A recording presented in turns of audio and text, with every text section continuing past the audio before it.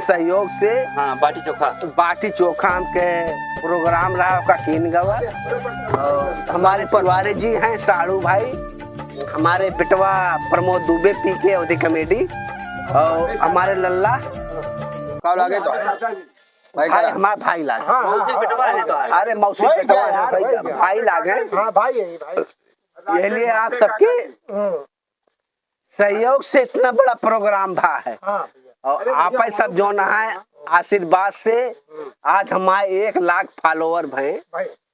यही उपलक्ष्य में आज बाटी चोखा के प्रोग्राम किए गवा। हाँ और बनावे के सहयोग हमरे काका राकेश पांडे। हाँ लेकिन इतना